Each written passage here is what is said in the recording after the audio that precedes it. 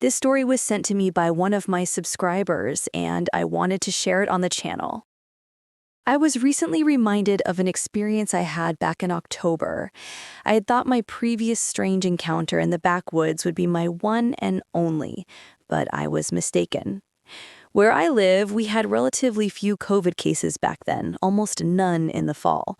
Because of that, although there were certain restrictions, we still had more public health sanctioned freedoms than many other places.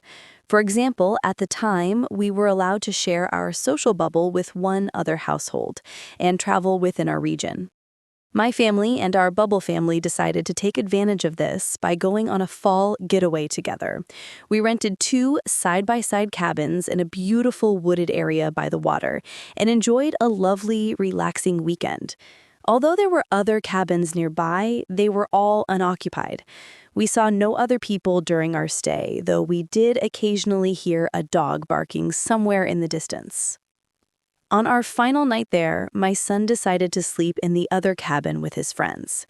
Around 11 p.m., he called me over asking for something he had forgotten. It was very dark that night, and there were no street lights in the deep woods surrounding the cabins. I grabbed my flashlight and began walking the short distance to the neighboring cabin to deliver what he needed. On my walk back, I began to hear a whistling sound. It was distinctly human, the kind of whistle someone might use to call a dog. It sounded very close, so I shone my flashlight around into the woods, but I couldn't see anyone. I heard it again, and I assumed it must have been the same person we'd heard calling for their dog earlier. I didn't think much of it at that moment. A short time later, my son called again. He couldn't settle down and wanted to come back to our cabin. This time, my husband and I went together to get him. As we walked back, we heard the same whistle again, now multiple times. It seemed to be coming from the dirt road just ahead of us, gradually moving away. My husband commented, "Their dog must have gotten loose and the owner is out looking for it." Back inside our cabin, we continued to hear the whistling at irregular intervals, every 2 to 4 minutes or so. Sometimes it was so loud it seemed to come from right outside our cabin. Then it would fade and disappear, as though whoever was making it had moved away. A few minutes later, it would return, coming from the opposite direction, circling around us. Still not overly concerned, my husband climbed up to the loft to sleep while I started packing for our trip home the next day. Our son was sleeping in the small room on the main floor to the left of the front door.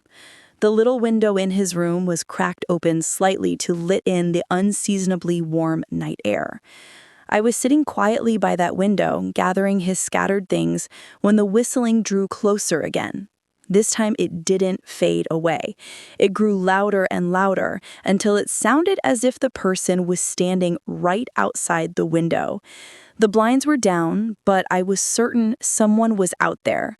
My heart pounded as I leapt to the front door and flung it open, switching on the porch light, ready to confront whoever was out there. But no one was there. I stepped outside with my flashlight, shining it beyond the circle of light, and I again heard the whistle, this time from somewhere deeper in the woods. My gut told me to go back inside. I locked the door, shut all the windows, and pulled down every blind. If someone was lurking out there, I didn't want them peering in at us. Deciding I didn't want to leave my son alone downstairs, I settled on the sofa with a book, trying to stay calm. The whistling continued, circling the cabin.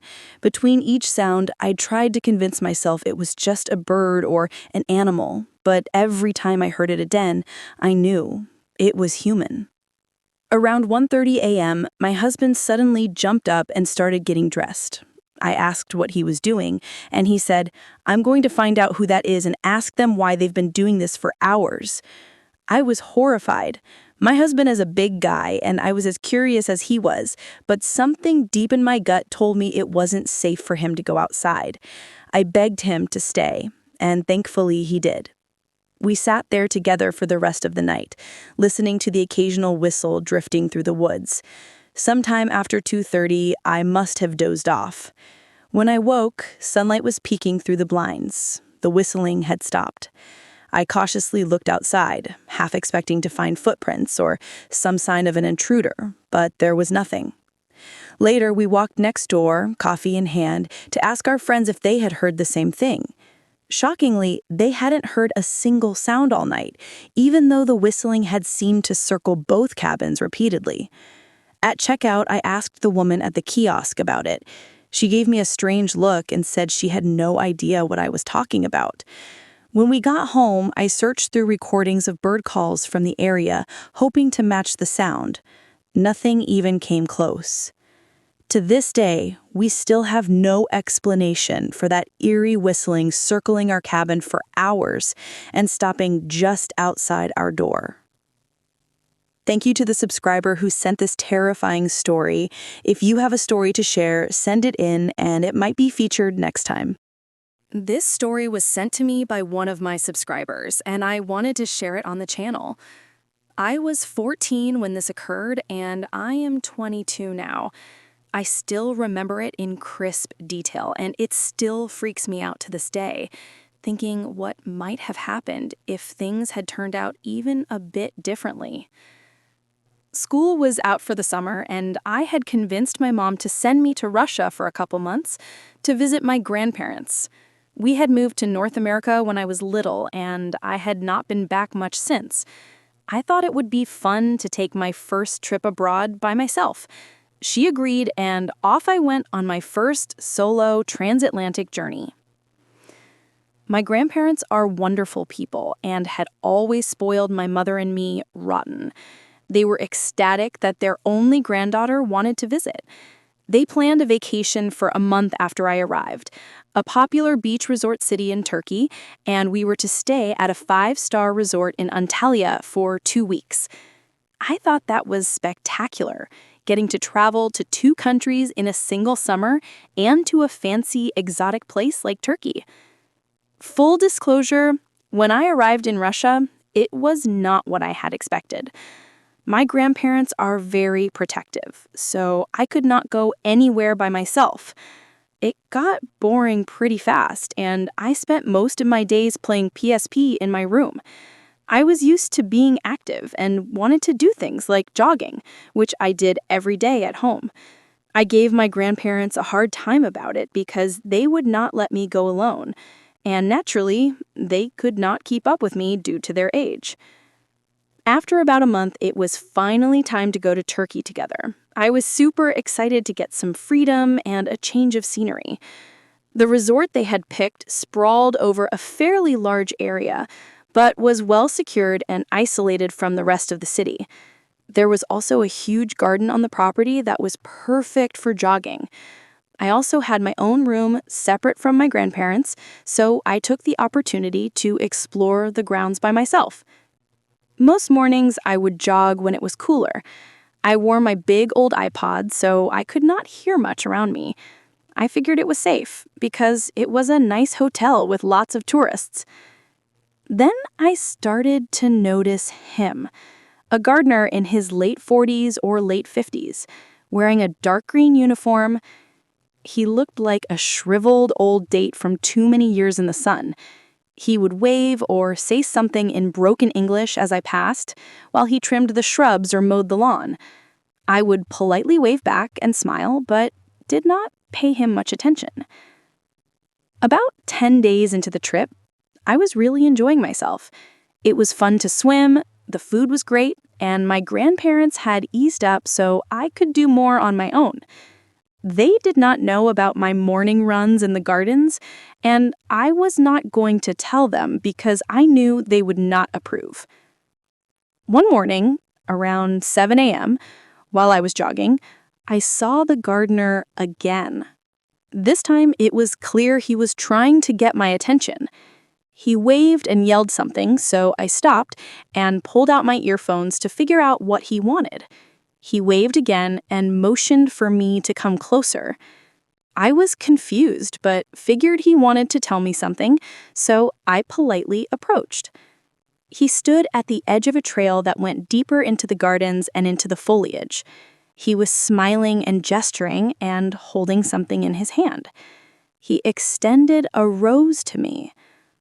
At that point, I was confused and a little freaked out. Usually the staff were chatty but harmless, and my grandparents often got pulled into conversations with them. I did not want to be rude, but I also wanted to be on my way. I took the flower, thinking maybe he wanted to show me roses that were in bloom.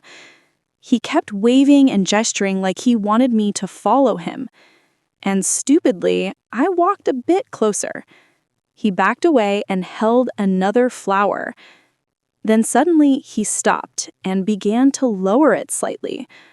I noticed his other hand was behind his back, and he was clearly holding something. I looked up the trail and saw a little hidden cabin where I assumed they kept gardening supplies. Something clicked in my head, and I began to back away slowly. The man saw me back away, tried to smile, and then lunged while moving the hand he had hidden behind his back. I saw he was holding some kind of rag. Without hesitation, I dropped the rose and turned and sprinted at full speed. I did not stop to look back. I ran straight to the hotel. Only when the doors closed behind me and I was among other people did I look back to see if he had followed me. I could not see him. My heart was pounding. I went back to my room and waited for my grandparents to wake up. I never told them what had happened and spent the rest of my vacation glued to their side. I thought if I said anything, they would become even more paranoid about my safety and blame me for wandering off. I loved them and did not want to ruin the remaining days for them. I saw the gardener once more on the beach. He was talking to his security guard. I felt very uncomfortable and sank into my sun chair. He looked over at me and smiled. I scowled as he mouthed the word Rosa tauntingly and smiled again. I remembered the anger bubbling in my stomach and how much I wanted to lash out, but I froze and stared while he walked away. I went back to pretending nothing had happened. Needless to say, I never went on another morning jog at that resort, and I did not want to until long after that summer ended and I returned home. Thank you to the subscriber who sent this terrifying story. If you have a story to share, send it in and it might be featured next.